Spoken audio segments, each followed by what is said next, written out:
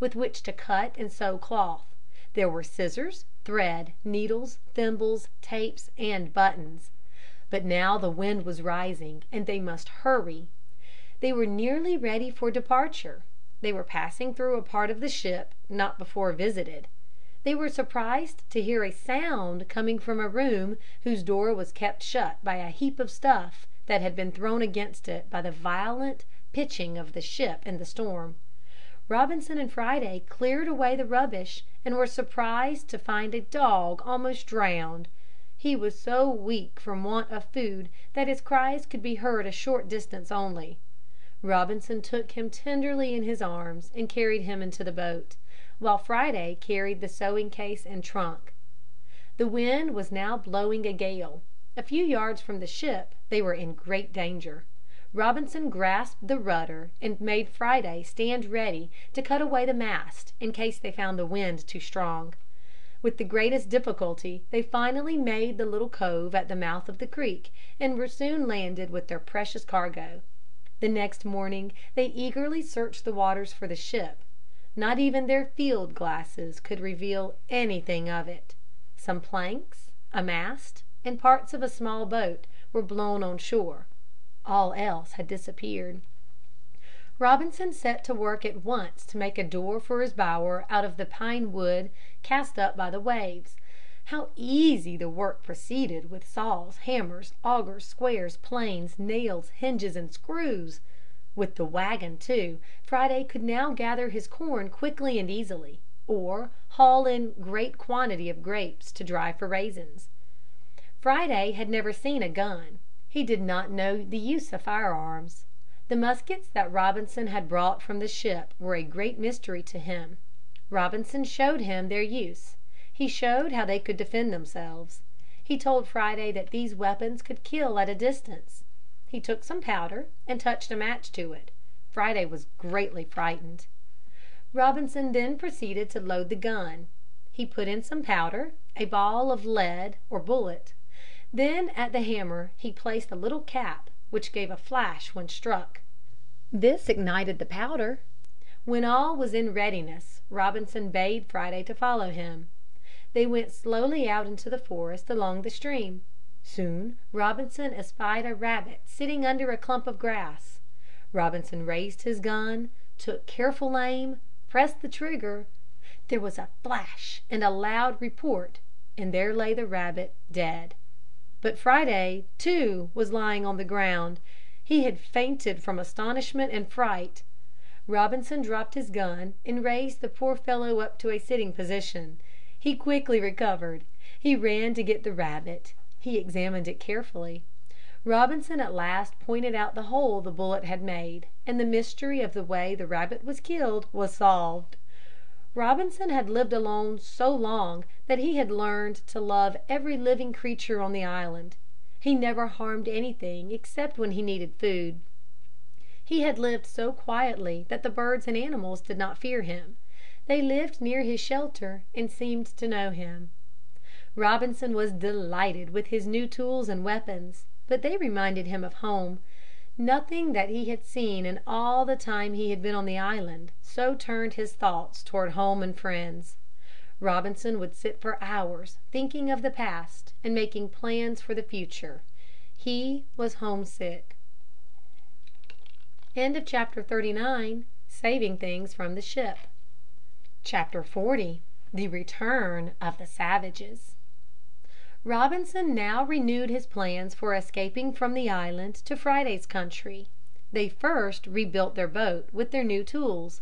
They hollowed out the center till the sides were thin toward the top. They shaped her sides and keel. They made her prow sharp so that she would cut the water easily. They made a new mast, strong and tall and shapely. They made larger and stronger sails and ropes. They made 2 pairs of extra oars. They made boxes and cupboards in the prow and stern for keeping their fresh water and provisions.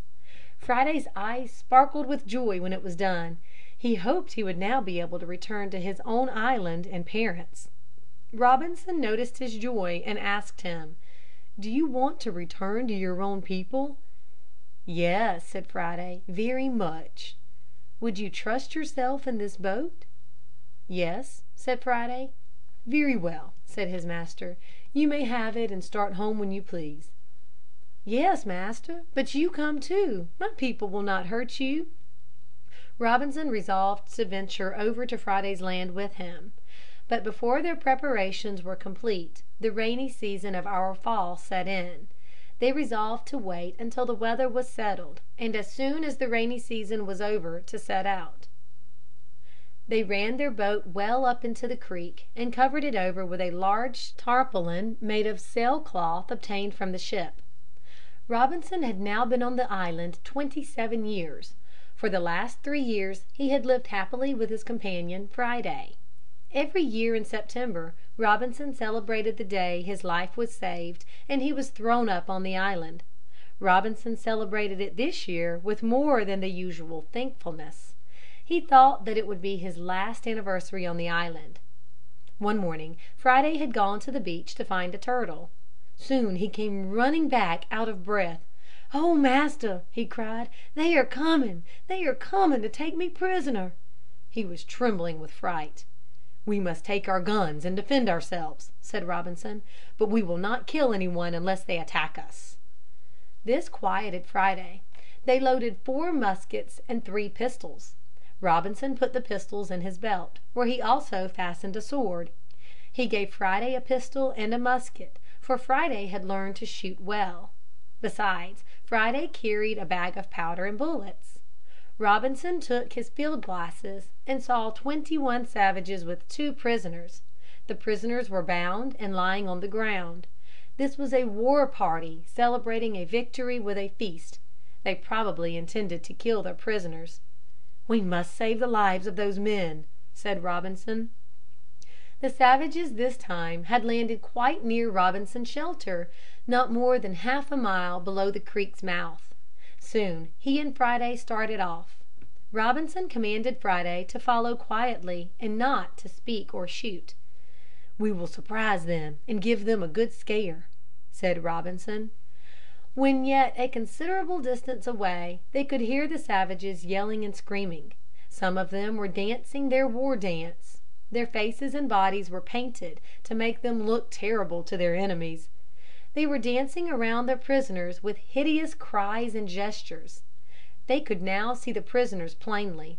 One had a beard and was plainly a white man. Robinson was surprised and determined to save him at all risks. "Get your gun ready to fire," he said to Friday, "and when I say the word let us run forward yelling and firing our guns over their heads. This will fill them with such fright that they will take to their heels and boats and get away as soon as possible. In the scramble and confusion we will rush in and rescue the prisoners." This plan did not please Friday at all. His savage blood was up, and he wanted to kill all he could. "Let's fire on 'em," he said. "Let's kill all but the prisoners." "No, no," said Robinson. "It's always wrong to take life unless it cannot be avoided to save one's own. Let's try my plan first." With great reluctance Friday consented. At a signal from Robinson they rushed forward, and when in plain sight they fired off their muskets in the air. If the ground had suddenly exploded beneath their feet, there could have been no more confusion, astonishment, and fright. A few took to their heels. Others lay as if dead. They had swooned from fright. But as Robinson came up, they jumped to their feet and pushed into the boats, leaving the prisoners behind. Robinson and Friday still rushed forward and fired their remaining loaded guns and pistols in the air. The savages made all haste to get into their boats and push off. Soon they were well out to sea, paddling rapidly for the west. Robinson reloaded his arms and gave them a farewell volley, but not a soul was killed or even wounded. This gave Robinson great pleasure. He had accomplished his purpose without bloodshed. They could now turn to the prisoners. Robinson ran back to them and quickly cut their ropes. Robinson asked the white man who he was, but the man was too weak to answer. Robinson gave him a piece of bread. The fear of death being removed, the white man soon grew stronger. When Friday came running back from watching the boats and saw the savage that had been a prisoner, he gave a loud yell.